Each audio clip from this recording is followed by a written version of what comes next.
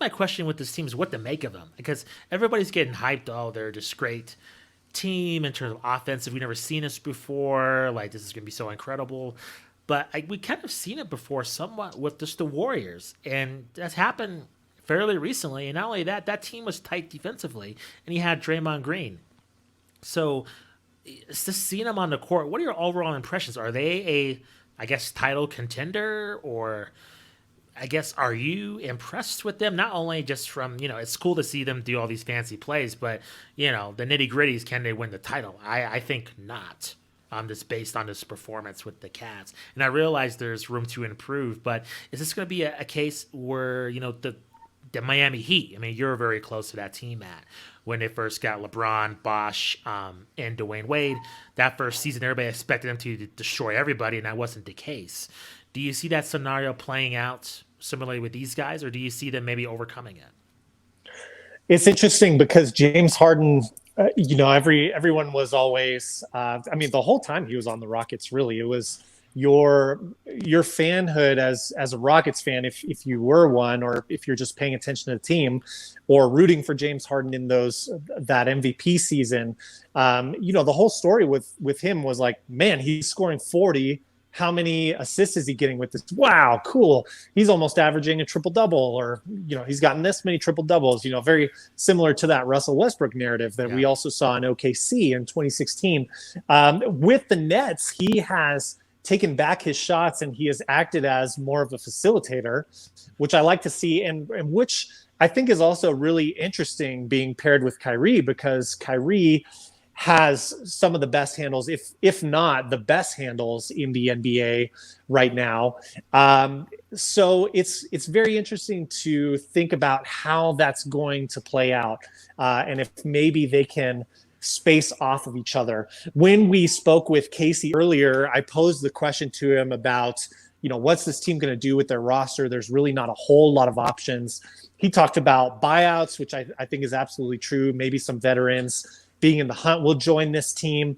But if it were me personally, and maybe this is my own personal bias, but I would trade Kyrie for more depth and more pieces. If you could line up some kind of deal, maybe on a team that needs a superstar that has no identity right now, but maybe they have a couple defensive wings or things like that. I would really strongly consider Kyrie. I'm not going to spend a long time there because I think there's very, very little chance of that happening, as Casey alluded to. But I do see this team as incredibly flawed in that sense. I don't even know so much that these guys can do anything on the offensive end. I'm still not 100% sold, but I don't want to write that off. I want to see more games, a bigger sample size for sure. The Warriors I don't think they're a fair comparison, certainly on talent level, but with how those guys complemented each other, with, Klay Thompson being able to score 37 points in a quarter just on catch and shoot. He had that one game where I think he scored 60 or very close to that, with taking 11 dribbles over the course of the game. That's not the case, at least traditionally, with Harden and Kyrie. And I do think we'll see them expand kind of catch and shoot tendencies, being able to play off each other a little bit more. It's probably a nice relief for James Harden to be able to play off the ball at all if he wants to. But I think defensively is where myself and I would say most of the major media that I've listened to over, well before this week, has questions and I think rightful concerns, because I don't know if you have the coaching schemes in place to be able to make up for some of these deficiencies. I mean, DeAndre Jordan is not the DeAndre Jordan from the Los Angeles Clippers, who was really kind of an athletic phenom, really, really high vertical, pretty decent lateral quickness for a big, although he certainly wasn't guarding people out on the perimeter very much.